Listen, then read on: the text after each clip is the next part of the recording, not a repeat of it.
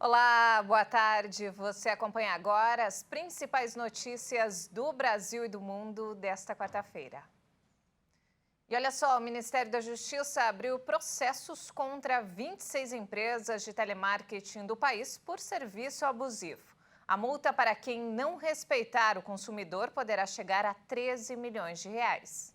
A principal denúncia é a realização das chamadas sem a autorização dos consumidores. A prática caracteriza o telemarketing abusivo. Por esse motivo, o Ministério da Justiça abriu processo administrativo contra 26 empresas do ramo que atuam no país. E caso as regras sejam descumpridas, a multa poderá chegar a 13 milhões de reais para cada uma. Na lista estão bancos, empresas de telecomunicações e centrais de telemarketing que foram notificadas para apresentar defesa. A medida é um desdobramento da decisão que proibiu a atividade irregular em todo o país no último dia 18 de julho. A Secretaria Nacional do Consumidor, que é ligada ao Ministério, informou que foram registradas 14.547 reclamações sobre esse serviço abusivo nos últimos 3 anos. Os dirigentes dos PROCONs, a Anatel, que é a Agência Nacional de Telecomunicações, e a ANPD, que é a Autoridade Nacional de Proteção de Dados, foram avisados sobre a abertura dos processos para que tomem as medidas que julgarem cabíveis. O Ministério concluiu, a partir da análise das reclamações, que os dados dos consumidores são obtidos de forma ilegal, sem consentimento. Segundo a pasta, a prática do telemarketing ativo abusivo afronta o Código de Defesa do Consumidor, a Lei Geral de Proteção de Dados e do Marco Civil da Internet. E a Caixa Econômica Federal concluiu o pagamento do lucro do FGTS referente ao ano de 2021. Mais de 106 milhões de trabalhadores foram beneficiados. Foram mais de 13 bilhões de reais distribuídos para cerca de 106 milhões de trabalhadores que possuem contas do FGTS ativas e inativas. O pagamento foi feito com antecedência, já que a data prevista por lei para a conclusão da distribuição era dia 31 de agosto. Para calcular a parcela do lucro que será depositada, o trabalhador deve multiplicar o saldo de cada conta do FGTS que possui por 0,27. Na prática, isso quer dizer que a cada R$ 1.000 de saldo, o trabalhador receberá em média R$ 27,48. Vale lembrar que o pagamento é feito com base no saldo que o beneficiário tinha na conta até o dia 31 de dezembro de 2021. O valor não vai direto para o bolso do beneficiário. O saque só vai poder ser feito em casos previstos pela lei, como demissão sem justa causa, doença grave, aposentadoria ou até mesmo em ações especiais, como o programa de saque extraordinário. O trabalhador poderá verificar o saldo por meio do aplicativo do FGTS ou ir pessoalmente em agências da Caixa Econômica Federal. E falando sobre saúde, o imunizante experimental que protege contra todas as variantes da Covid está em estudo nos Estados Unidos. A estratégia dos cientistas foi criar uma composição que atacasse diretamente a proteína spike, responsável pela entrada do vírus nas células do corpo humano. Pesquisadores da Escola de Medicina da Universidade da Califórnia desenvolveram uma nova composição de imunizante contra a Covid-19 com uma formulação inédita. Em testes com ratos, a substância se mostrou eficaz para a proteção contra todas as variantes da doença e possíveis novas cepas que vierem a existir. O estudo foi publicado na revista PLOS Pathogens. A estratégia dos cientistas foi criar uma substância que atacasse diretamente a proteína spike do SARS-CoV-2, responsável pela entrada do vírus nas células do corpo humano. Até o momento, os pesquisadores afirmam que as vacinas atacam o RNA, liberado pelo vírus após a sua entrada nas células, permitindo a neutralização dos casos graves e desacelerando a pandemia. Mas agora a ideia é atingir o ponto mais eficaz para exterminar o risco do vírus. Os pesquisadores afirmam que o novo coronavírus ainda é uma ameaça global e surgiu então a necessidade de pensar em um imunizante que afete a capacidade do vírus de infectar. Os cientistas trabalham na composição de uma resposta que desarme a capacidade da proteína spike de permitir a entrada do coronavírus nas células. O grupo de pesquisadores também já estuda a possibilidade de um imunizante para ser inalado ou em cápsulas.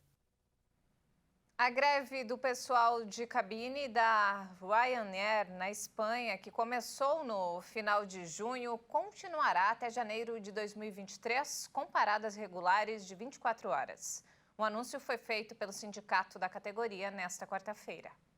Os funcionários da companhia aérea irlandesa de baixo custo iniciaram a greve para exigir melhores condições de trabalho, convocados pela União Sindical Obreira e pelo Sindicato dos Tripulantes de Cabine. Inicialmente foram convocados 6 dias de paralisação, mas as organizações afirmaram que a companhia não demonstrou a menor tentativa de aproximação e declarou publicamente a recusa em qualquer diálogo. As paralisações vão ser de 24 horas entre as quintas e sextas-feiras. A greve coincide com protestos parecidos em outros países europeus, como Alemanha, França e Itália, que nas últimas semanas resultaram em centenas de voos cancelados ou atrasados. Além de melhoria nas condições de trabalho dos 1.900 tripulantes de cabine da empresa na Espanha, os sindicatos exigem a reintegração de 11 trabalhadores grevistas demitidos no último mês. E ainda falando sobre o assunto, um mês após a maior greve em 30 anos, os trens do Reino Unido voltam a parar. Cerca de 40 mil funcionários do serviço ferroviário do país pararam nesta quarta-feira. Diante do fracasso após 3 dias de paralisação histórica no final de junho, o Sindicato Ferroviário da RMT convocou uma greve de 24 horas. Eles buscam melhores salários diante da disparada da inflação no país e que pode ultrapassar 11% até o final do ano. A questão terá que ser enfrentada pelo sucessor do primeiro-ministro Boris Johnson, que renunciou em 7 de julho após uma série de escândalos. Devido à greve, apenas 1 em cada 5 trens vai funcionar nesta quarta-feira, em cerca de metade da rede, com algumas áreas sem trens durante todo o dia. A greve também afeta a circulação dos trens Eurostar, causando cancelamentos e alterações de horários. Além desta ação, outras greves estão previstas, além da paralisação do metrô de Londres em agosto. E olha só, um artista francês desembarcou em Brumadinho, Minas Gerais, para mais uma parada do projeto Além dos Muros. A obra mostra mãos entrelaçadas, um símbolo de união que vem viajando por todo o mundo. O projeto, que começou em frente à Torre Eiffel de Paris, pretende completar mais 30 cidades até 2023. Em visita ao Brasil, Brumadinho entrou para a lista de cidades que receberam as famosas mãos entrelaçadas, que já foram estampadas em diferentes partes do mundo. Neste projeto chamado Além dos Muros, a ideia é simbolicamente criar a maior corrente humana do mundo, pintando mãos entrelaçadas como estas, para falar sobre a importância de encontrar soluções comuns para os diferentes problemas que enfrentamos. Porque acho que estamos em um mundo hiperconectado, e a única solução é trabalharmos juntos para resolver os problemas que podemos ter. A obra na cidade onde uma barragem da Vale se rompeu em 2019, provocando mortes e um enorme desastre ambiental, é uma maneira de homenagear as vítimas, parentes e sobreviventes, além de colocar em debate os impactos e tragédias da indústria da mineração.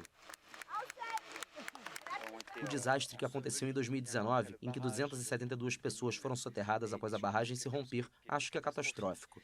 Então a primeira coisa é dar voz às pessoas que perderam seus entes queridos. Mas também é dizer que esse é um problema do qual não ouvimos muito e que há muitas questões sociais e ambientais envolvidas. Mas hoje, mesmo com a dor que a gente revive, é um momento diferente. É um momento que traz um acalento, um momento que traz força, porque é através de uma obra de arte tão perfeita, mãos entrelaçadas, né? Até hoje, nenhuma mão soltou da outra nessa luta por justiça, por encontro das vítimas, e para que haja uma punição, né? Para que uma tragédia, um crime como esse não se repita. A obra gigantesca tem prazo de validade definido. Ela foi pintada com tinta 100% biodegradável, feita pelo próprio artista, desaparecendo gradualmente conforme a chuva cai e a vegetação cresce. No final, são obras que vão ser gigantescas, que muitas vezes deixam uma marca, mas que são efêmeras, então não deixam rastros. A ideia é deixar algo sutil na memória coletiva. O projeto Além dos Muros começou em Paris, em frente à Torre Eiffel, e ao longo dos vários anos viajou por lugares como a pequena vila de Gambier, no Benin, Yamoussoukro, capital da Costa do Marfim, e Istambul, na Turquia. A meta traçada é completar 30 cidades até 2023. E essa edição fica por aqui. Mais informações ao longo da nossa programação. Obrigada pela companhia e até mais.